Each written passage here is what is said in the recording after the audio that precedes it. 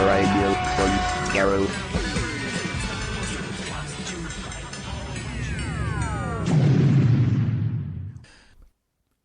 Welcome to the third of the Whoverville 6 interviews. This one is with Peter Davison, Terry Molloy and Dominic Glynn. And this is available to all of the Doctor Who Podcast Alliance. I'd like to thank Steve and everyone at Whoverville for their help in organising this interview.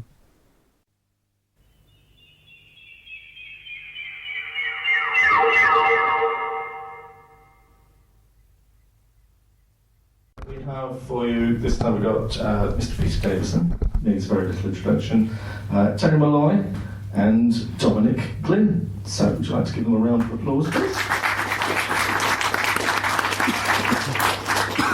Hello. Yes, so for those of you that don't know me, I am Luke. I run the My New Doctor Who podcast, and this is Tim.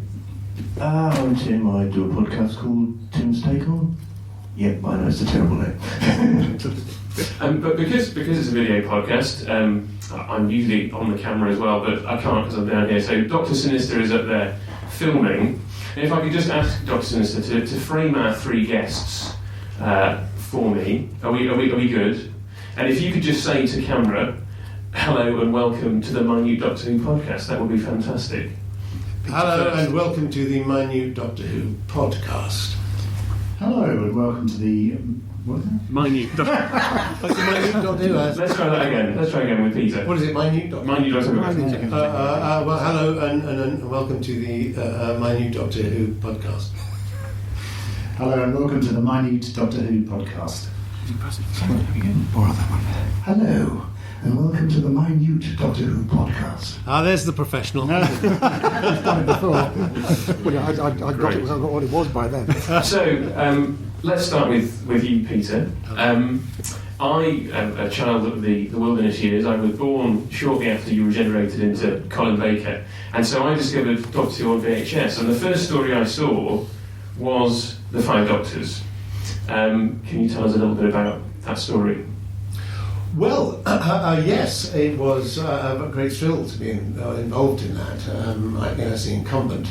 And we were very lucky to get everyone on board. Obviously, we couldn't get William Hartnell, and Tom chose to not be with us. But unfortunately for Tom, he had done an episode called Sharda, which had been hit by the BBC strike, and so it still existed, and the BBC had the rights to it. So he couldn't avoid being in it in the end. And in a photo call, well, I signed actually a picture this morning. We did one shot, a proper photo call with him as a waxwork. Surprisingly unlifelike, actually. Anyway, so we had great fun. I think that my only regret about the Five Doctors was that I think John Nathan Turner was a bit afraid to put us all together. He felt that there would be too many egos and flying around, and so we were kept in separate storylines until we got together later on. Which I thought was a shame, because actually we'd gotten really well and it was fine, and I was in awe of Patrick Troughton because he was my doctor. John was nice, just defer to John because he was Mr. Showbiz. So I just enjoyed it. So I would have loved to have done more with them. Great, fantastic. Tim, I believe you have some questions for Peter. Yes. You were just 29 years old when cast as the Doctor. Did you have any idea what you were letting yourself in for with Doctor Who conventions and meeting fans? No, not really, because the convention thing, really, I wasn't aware of it, and I think it was only just getting going. I was aware that the programme was very popular, and that so that I would be sort of a household face, if you like. So I was aware of that side of it, but just simply in terms of, no. And if you'd asked me, do you think that in 2014 you'll still be sitting at the convention, I would never have dreamed that was possible. It is the longest lasting job in show business, and it's a job that you just never leave, really. Even though you leave, you're always whatever doctor number you were. So no, I had no idea. In fact, when I just got cast, I think before we'd even started working on it, I did my first convention in Tulsa, Oklahoma. at the Hotel Camelot. I remember it vividly. And I remember being asked a question as if I was Patrick Troughton. And that was very unnerving. They actually said, in such and such an episode, you did this. I thought, what? And they were actually asking me because I was the Doctor, so they bought into it. It was a great thrill. I was the first actor to play the part who'd grown up watching the series. So it was a great thrill to be the Doctor, and indeed, also very intimidating. I had to think quite long and hard before I said yes to it. But I had no idea, in short, what I was letting myself into. But it's all very pleasant. Great. Let's just move on to Dominic for a minute. You were a composer for Doctor Who during the last days of the show, and you were able to do the theme, and you've just, I believe, remixed them for another convention. Can you tell us a bit about that process of revisiting that work? Yeah, sure. Well, I was asked to do the convention in Los Angeles, and I felt that I wanted to go and do something different, not just go and talk about the things I did. I thought, well, I am a musician, I want to go and play some bloody music. So I took my laptop along and worked on a remix, basically, in my arrangement of the theme. Performed it live at Gallifrey, and it went down a storm actually, and people kept saying, when can we buy it? And I said, well, you can't buy it, I've just done it, But so many people asked me, I thought, hang on, I hatched a plan, and after a couple of months I put together 3 other mixes and put 4 mixes together and released them on iTunes. And so it was as simple as that really, 4 different versions based on my original arrangement. And so far they've come down really well, so happy with the way it worked out really. Anyone who hasn't heard them, go on iTunes, Gallifrey remixes, only £3.90. Yeah, they are very good. I downloaded them and have been listening to them quite regularly since then. So, Tim, over to you. Yes, Peter, you've done a lot of work for Big Finish over the years, but only recently had the full complement of your TARDIS crew reunited. What was it like being reunited with Matthew Waterhouse playing Adrian once more? We already enjoyed giving him a hard time, just like we used to. No, it was fun. It was good. I mean, I think that I started off as a mental go on, so I gave Matthew a few notes. No, he was very nice, and he takes being sent up quite well, Matthew. But it's hard holding him back, hard holding Janet Fielding back actually. She was the one who wouldn't let him off the hook. Where have you bloody been the last few years? No, it's very pleasant, very nice. But I like doing it's sort of it's just like a trip down memory lane, really, and it's just very nice to still. Big Finish is responsible for keeping us together socially, really. So it's been great from that point of view. Fantastic. Terry, let me bring you in at this point. I first came across you not as Davros, for whom you're famous here, but as Mike Tucker in the Archers. And we understand we've lost David Troughton today because he's off recording. Just tell me a bit about your recent storylines in the Archers, which have been with your Down syndrome baby. Can you tell us something about acting in that? Yeah. In fact, it's last year. It was 30 years of Doctor. No, 30 years since I started in Doctor Who. And 40 years since I started in the Archers. It's a job that I did for 5 weeks and just never stopped really. I don't know how David's not here, because I was booked for today at the Archers and I told them no. And I got them to shift the scenes from my episode to Thursday when I was in there recording on Thursday, which they did. So he could have done it, I mean, I'm sorry about this, these Troughtons, Unreliable. Unreliable, wait for hours and 3 of them come along at once. The Archers, yes, it's, my character's gone through kind of lots of. He started off as a rabid union man, red in the bed, and he's always been a moaning. And I'm sorry to say at this point, the audio kind of goes for a few moments and returns very quickly with the rest of the conversation. Thanks, guys. Tim, another question from you, I think. I'm going to dominate Peter a little.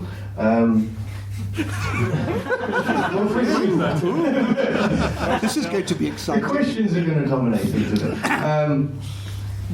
Well, for a start, I very much, and everyone I know very much enjoyed the Five-ish Doctors. How did you get into filmmaking as a profession? Interesting reaction. And were you really under the sheets in the Doctor Who story? Okay. Right. How did I get into filmmaking? Well, I suppose, obviously I've done a lot of filming as an actor, and I think probably you pick up a lot more than you realise as you're going along. I'd never directed anything before, or I'd never written anything before, but I suppose it was a subject I knew quite a lot about. And so when it started, I had a little germ of an idea. I just wrote a short thing, I think it's about 5 or 6 minutes to begin with, and I just kept thinking of more scenes you could have. And I did get quite ambitious. But it was just that everyone we asked was so accommodating in saying, yes, absolutely. Even down to, obviously, I suppose ultimate Peter Jackson. When it came to directing, I almost forgot that we didn't have a director. The idea originally was that I was going to make it with my own little home video camera. So the idea of a director just didn't come into it. It was just going to be me setting up the camera and literally running around the front with everybody else. And then when they gave me a camera crew, I actually got to the point, and it's absolutely true, when they said, okay, we're running. I said, okay. And I said, isn't someone meant to say action? I thought, oh no, that's me. So I sort of almost found myself directing it by default, but I just found it was just an extraordinary thing. I realised how many years of my life I have spent sitting in chairs, drinking cups of tea and eating sandwiches and waiting to be called to the set. And I looked over at one point and there was Colin and Sylvester sitting there, with sort of wrapped up in blankets, having a cup of tea, and I'm running around the set going, hey, let's do this shot here, let's do that shot there, what about this location? It was like adrenaline flying all the time. Having said that, when I then went back to this filming, under normal circumstances, I was very happy to sit in my trailer and have a nice cup of coffee. But no, it was very, very exciting. Was that the question? What was the question? The second question was, were you under the sheets? Oh, definitely under the sheets. I don't know who says we're not. He's talking nonsense. You could see we're under the sheets. You see us go under the sheet, and there we are. How could you doubt it? So let's go back to Dominic. How did you get into Doctor Who music in the first place? What doing it? Well, take the question however you want to take it. Well, I'll take it as doing it. I just took this route, which I've said before, I can't believe anyone actually would succeed with now, because I wrote a letter to John Nathan Turner, literally on a piece of paper, handwriting. I wrote a letter and said, Dear John, I could do the music to Doctor Who. Here's a cassette to prove it. And I sent a cassette in that I put together on my home recording system and a synthesizer. And he wrote back and said, oh, I really like that. Could you send me another tape? I'd like to hear what else you can do. So I sent him another tape. And then he called me in and said, okay, we'd like you to do it. To this day, I still can't quite believe I got a job like that, because I don't think in a million years you could get work like that these days. The competition, people doing that sort of thing. I think when I was doing it, people didn't have home studio setups, really, so it wasn't really practical for people to produce TV music at home, and there weren't that many opportunities for electronic music on TV. Obviously, Doctor Who was a prime user of electronic music, so in that sense I got lucky, but I just happened to do some recordings that John Nathan Turner really liked. Unfortunately, he offered me the job just before it got taken off the air. So it had a hiatus, 18 months, I think, is that right? So I didn't actually start working on it when I thought I was going to, so I came to it when the Trial of the Time Lords started. But you then proceeded to do various scores over the next 3 years. What would be your favourite one? Do you have a favourite score of the ones that you did? Well, in many ways it would be survival because it's the last one I did, and so I felt I was improving as a composer. But I've got a particular fondness for the Happiness Patrol because I liked the fact that music was so integral to the story, and the blues was a vital part of the music, and so we were able to combine electronics with blues, which is such a rare thing to be able to do, and you know, it's a fantastic opportunity for me to muck around with things that I love doing. So in a sense, the Happiness Patrol. Fantastic. Tim, any more questions? Well, I thought of one for Terry. Okay. I'm going to dominate me. This isn't. No. I'm never going to let that down. Well, a few years back, I bought my own ring modulator, thinking, oh yes, I could do my own Dalek impressions for fun. And with the audio setup I had at the time, it was easier to do Davros impressions. And so the obvious question I have, seeing as I have a Davros voice expert right in front of me, is are there any tips you have at all in effectively doing an impression of your Davros voice? You want me to do an impression of my Davros voice? Well, I mean, the thing about the Davros voice is it's informed by the mask. You had to move your mouth in a very exaggerated way in order to make any movement happen in the mask. So already you've got a rhythm of actually talking in a particular way, that kind of staccato delivery, and then you just basically bring the voice down in pitch, down a little further, bring a little psychosis in. That's where the trick is. When Davros starts to appear, the Doctor has to be exterminated. It's as simple as that. Shortcut is don't do it yourself, employ Terry. Yeah, absolutely. Yeah, I'm very reasonable. I take Rachel stamps. Well, while we're on the subject of Davros, how did you get into that, and talk us through your three performances a little bit? It was pure fluke, really. I mean, it was slated to be doing that story with Michael Bishop, but there was a strike, I think, or something like that, and everything was put back. Production was put back.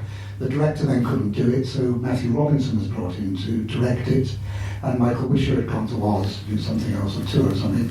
And I just finished working with Matthew Robinson on a series down at TBS called Radio Phoenix, where I was playing this twit of a disc jockey, sort of a smashy and nicey character. And he rang me up because he knew I could do all sorts of impressions and things like that. He said, look, we're doing this thing.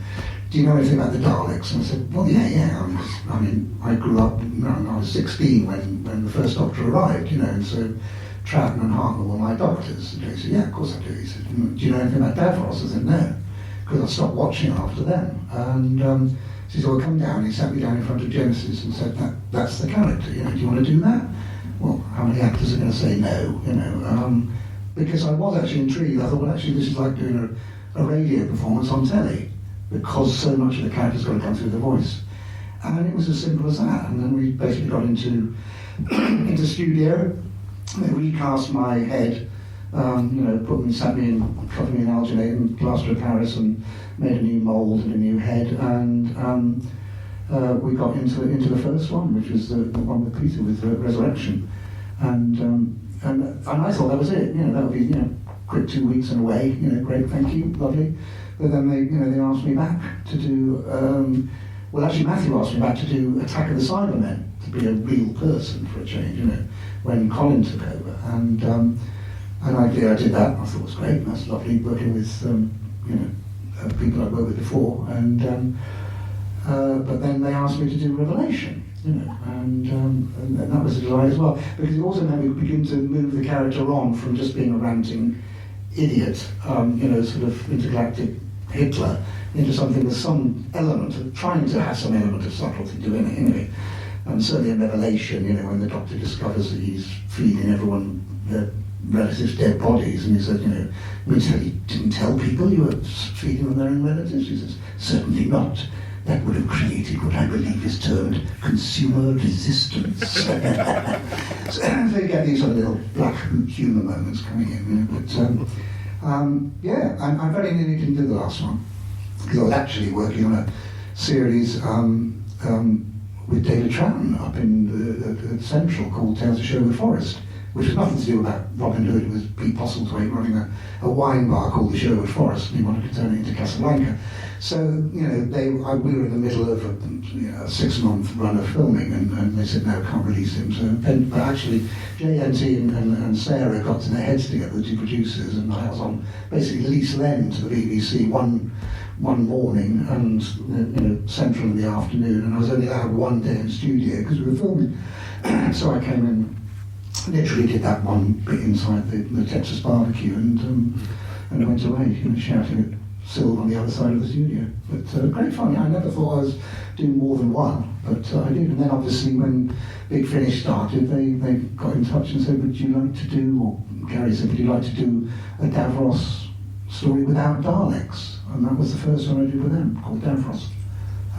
It's been, again, like Peter, it's a job that keeps coming at you.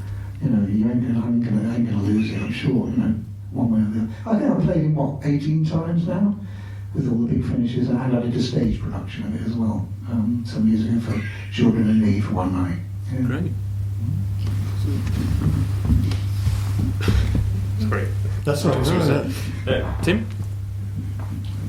We'll get back to the subject of Davros and Big Finish. I greatly enjoyed the I Davros series of plays you did, all looking into the Davros backstory. I'm sure you must have greatly enjoyed doing those. So any thoughts you've got on those would be great. I Davros was when Gary, he said I'm leaving Big Finish and I want to do this one as a final. I want to do a backstory of Davros called I Davros. Well, obviously it's I Claudius. And I said, it'd be great to actually explore that journey because we were basically showing Davros from a 15-year-old boy up to the creation of the very first Dalek, and then it stopped. And the rest is, as I say, history. We started to look at it, and I was saying, there's got to be a reason why this journey happens, why you've got this Aryan youth who turns into this monster, and obviously along the way gets crippled and deformed.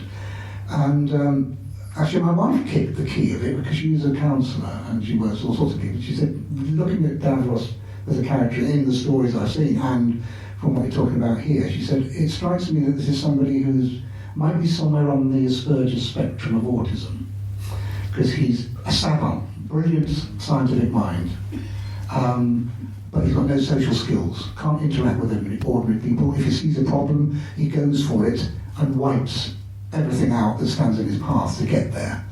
So, his moral compass is just not there. I always thought Davros had no social skills. He has no social skills, not at all, no. I'm not saying now that people with Asperger's are going to end up as Davros. Please, I'll correct that straight away. But it had to get, there was a key there that the writers could begin to lock into and say, well, that opens one or two boxes for us that we can then explore. And so you saw this transition, and it was interesting. So obviously we didn't have me playing the 15-year-old boy. We had one of the lads from one of the early episodes of the new series. But I was narrating it and then carried it on from the second one on when Davros was about 30 and right through to completion. And it was good. It was sadly now I know far too much about Davros. I've become the ultimate Davros nerd. People can't ask me questions about Davros because I know them. And the questions about that you had as Pat Troughton people. I can cover those. So that was it, really. But a great one to do. I thoroughly enjoyed it. Really to lay one or two things in place. But whether they decide to pick those up, in future episodes, should they bring Davros back to the new series, is another matter entirely. Peter, as every era is reassessed every so often, new fans come to it.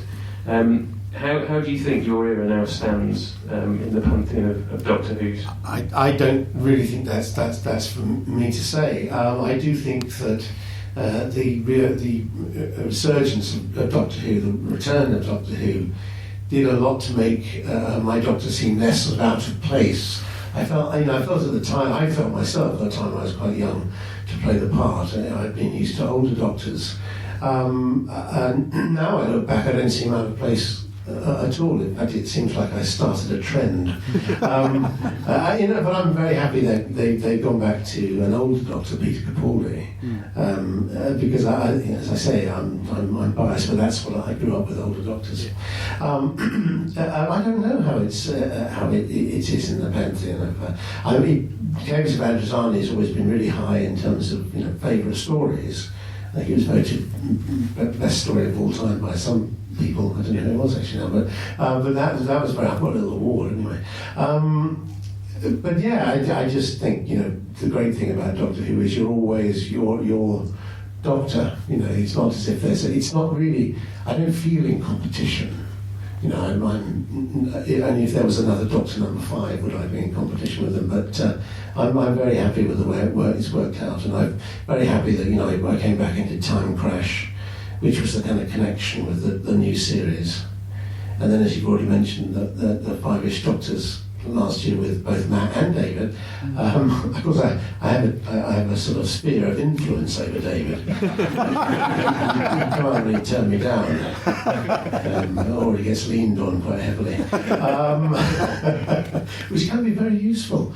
But yeah, no, I don't know. That's for others to say. But I feel personally now that I don't feel out of place at all.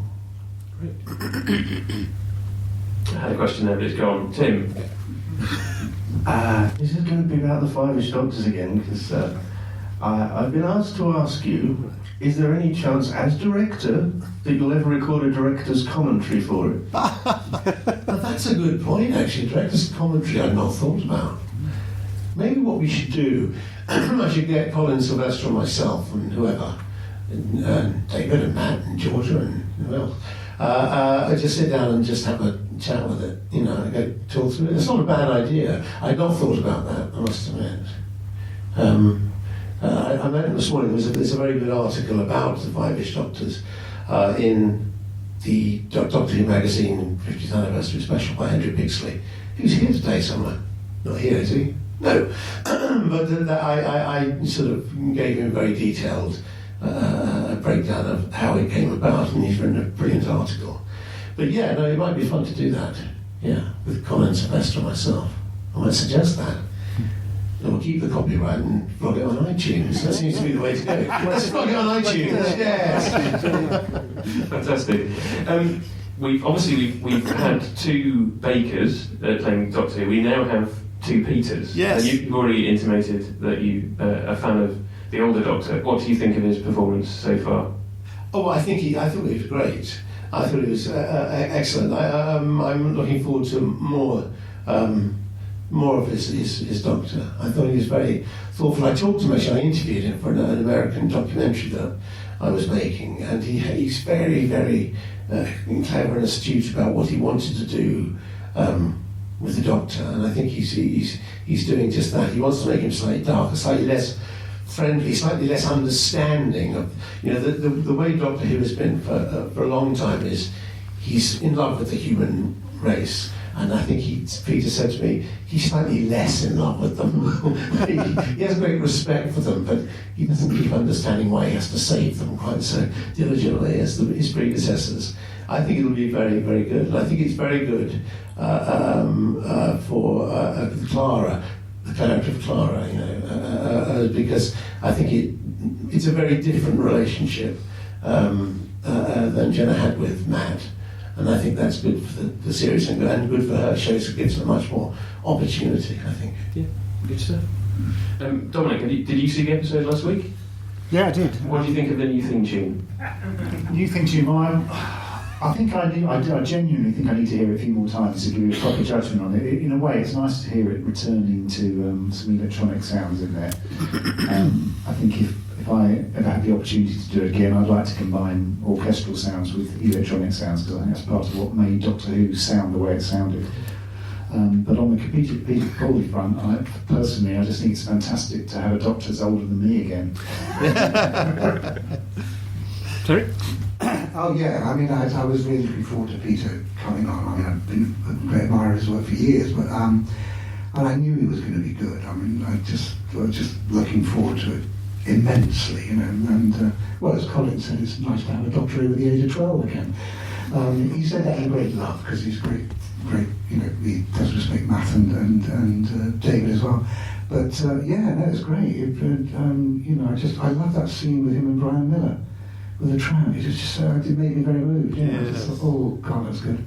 And the final bit, you know, that explanation. Yeah, there is a bit of explanation when a doctor regenerates, and there was a lot more explanation being needed. And I still feel, I mean, it'd be interesting to see tonight, but I still feel it's a bit like molten metal, which still hasn't quite settled. And he's been very clever at allowing things to come through and this will get in place, because he's a very intelligent man, and you know, I think we're in for a jolly good ride with him. You know, long may it last. Yeah. Tim? I don't think I have any questions left.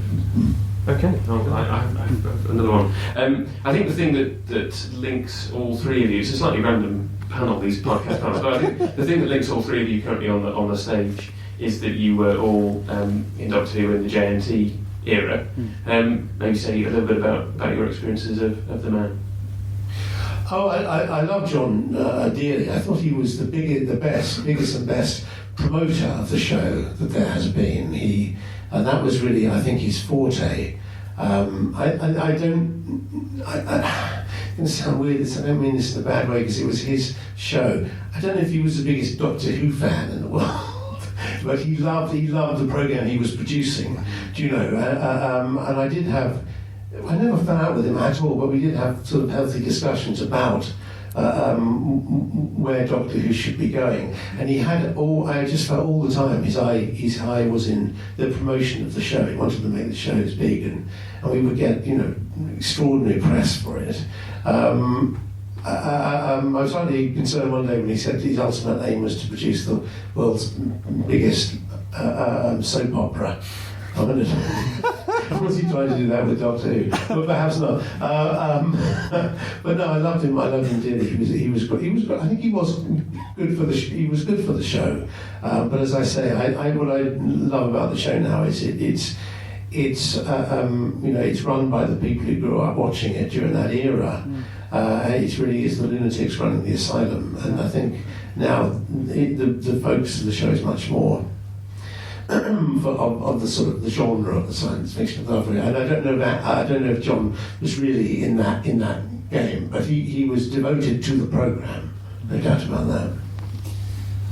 Yeah, I mean, my sort of biggest memory of John is the fact that, you know, as I was saying earlier, the fact that he gave me a job is that he was incredibly welcoming and sort of accepting of new talent. You know, he really encouraged people who I'd never done any professional TV work, and he was willing to take that sort of risk, which I think an awful lot of producers wouldn't do. And so I think it's to his credit that he employed a lot of people that had never done professional TV work before. You know, I'm sure not always successfully, but you know, the fact that he would take risks, you know, I think made him stand out. And yes, I didn't always agree with the things he wanted to do either, and I've talked about this before, but when he took me on to do incidental music before he asked me to rejig the theme tune, and when he called me in and said, would you ever go doing the theme tune as well, and he said, yeah, fine, absolutely brilliant. You know, panicked a bit, but then he sort of said, you know, I'd like you to make it a bit more jazzy. Or even give it a bit of a disco feel. You know? So I was thinking, oh God, that's absolutely the last thing I wanted to do it. So, but again, to John's credit, he never really dug his heels in on that. You know, I said to him, I tried it and it didn't really work, and he was quite happy the way I did it. You know, so in fairness to him, he wasn't stubborn. You know, he was willing to listen to people, and as I say, willing to give people a chance, basically. Great shirts. He just had great shirts. He was lovely. Yeah, John, bless him, he was very loyal to people. You know, I mean, there was no.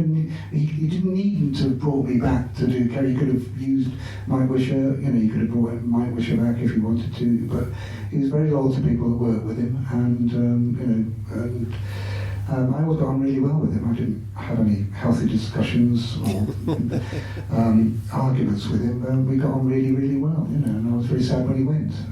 It was a great shame. But yeah, a big guy, and he, as you say, he loved the show. Again, he was up there front and centre for the show, to push it out there and make it the best. And in some ways that might have been his downfall, that he upset a lot of people in the the exuberance of his and his desire to put the show out there, that some of the more restrained areas of the BBC, I think, took exception eventually, which was a shame. But great man. How are we doing for time, Sean? Okay, yeah, fantastic. Thanks, Tim. Thanks to all of our guests, to Terry, to Dominic, and to Peter. We've got another panel coming up shortly. Thank you very much, guys. Thank you. Thank you.